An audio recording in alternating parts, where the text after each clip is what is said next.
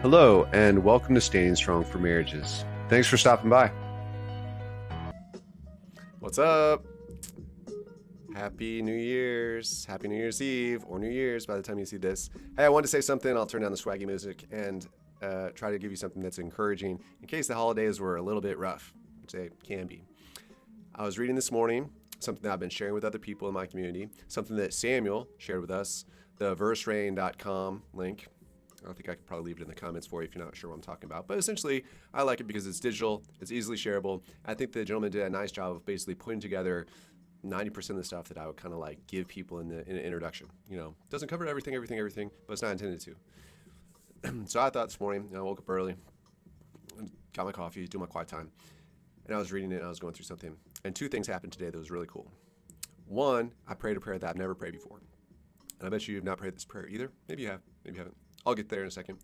And then I was just reading this classic passage, and I kind of felt like I got a new insight from it, which was helpful. It's always nice to feel something new.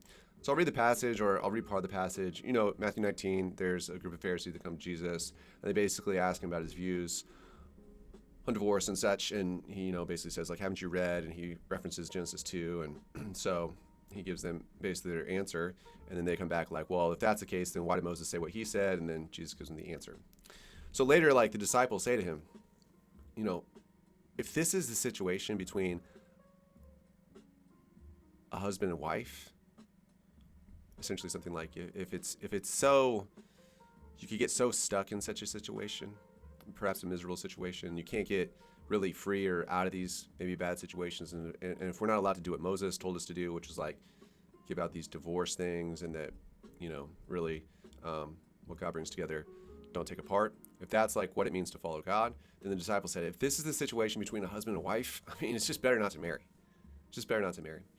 And Jesus replied, not everyone can accept this word, but only those to whom it's been given. For there are eunuchs who were born that way, and there are eunuchs who have been made eunuchs by others. And then there are those who choose to live like eunuchs for the sake of the kingdom of heaven.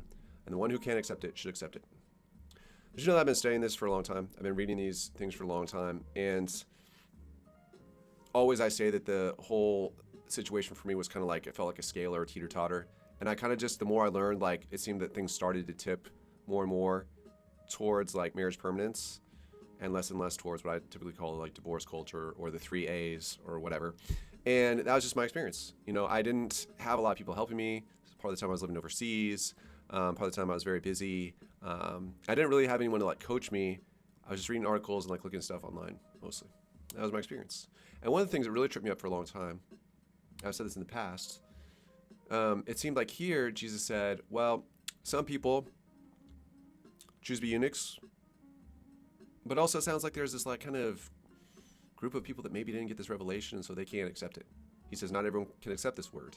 And then he kind of ends it, the one who can accept should accept. So in my mind, I've always thought, well, God, I mean, how can you have these like extra standards for people that, maybe they have this special thing, the special revelation, other people don't. So some people like basically go and stop seeking new sexual partners, stop seeking new marriages. They're like, nope, I'm going to be a eunuch. I'm going to be a eunuch for God. I got this revelation. I'm able to accept it, so I'll accept it. And that's how off they go. And, but then the question is, and the problem is, what about the people who didn't get the revelation? Like, if they can't accept this word, then what does that mean? Jesus, are you saying like there's like 2 categories of people and now some can go and be eunuchs, but others are just like, they can't do it, so they're just going to go and take a new spouse? I always like felt like that. So I was reading this verse rain thing, and it was referencing this passage this morning, and I really realized, what are we really talking about here? Are we talking about that it's better not to marry? Are we talking about is it better not to marry? Sorry, it kind of froze up there. Is that the thing that's really being talked about here? And I think it is. Or are we talking about like the eunuch thing? I don't think it is. So up until today, after all these years of like reading this passage, I was kind of always stuck on this. I always found it confusing. Like, what? Some people have to essentially be standards and some don't? But I don't think that's what it means. I don't think that's how we should read it. I think what it says is not everybody like can accept the idea that it's better to never even marry in the first place. because that's what the disciples were really saying. If this is the situation between a husband and wife, it's just better never to get married in the first place, is how I'd say it in vernacular. And Jesus said, he basically affirms them. Guys, that's right. Actually, it is. It's better to be single than to be married. I mean, Paul says the same thing, right? He wishes everyone was as he was, right? And I think it is to this idea that it's better never to have been married in the first place that Jesus would say, hey, not everybody can get there.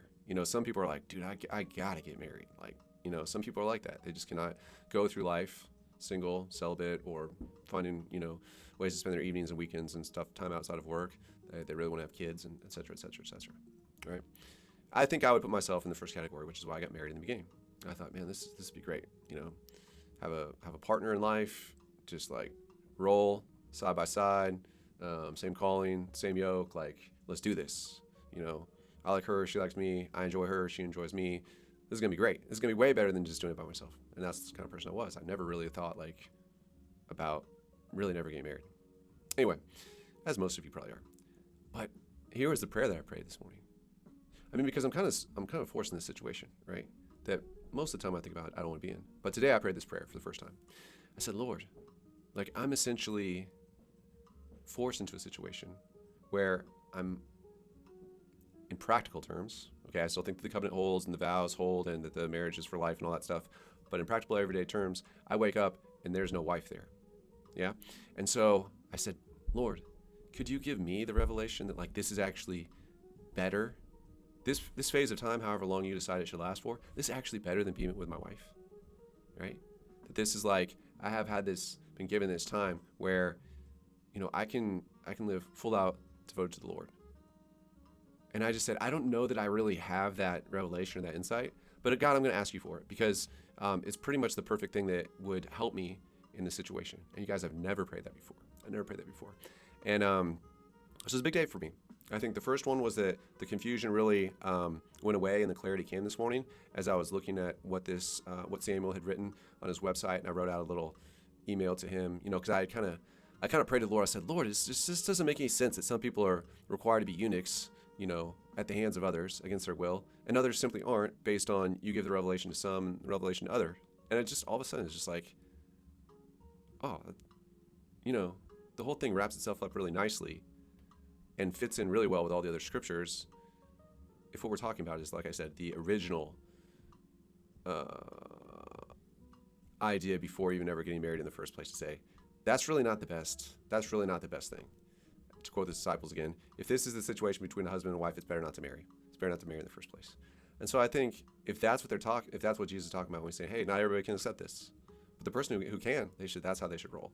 They shouldn't jump into marriage if they don't need to. And then kind of in between those two major ideas is an aside about these three different kinds of eunuchs that come into being.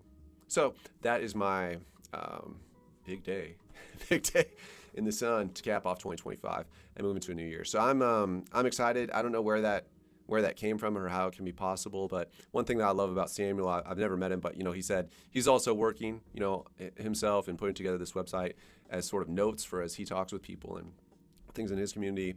And maybe I'll do another video about how that's been kind of going in my own experience. But for now, it's just wow, praying for the first time, I think in my life, I might have prayed this before, but I can never remember praying it. It's just Lord, would you give me the revelation that it's actually better not to be married? And I think that's really helpful for however long this season goes on. All right. Well, thank you so much. Merry Christmas. I don't think I wish you guys Merry Christmas. Happy New Year. And then hope 2026 starts off good and you don't have to feel sad about this thing, but you can see it more as an opportunity. Okay. Well, talk to you later. Bye.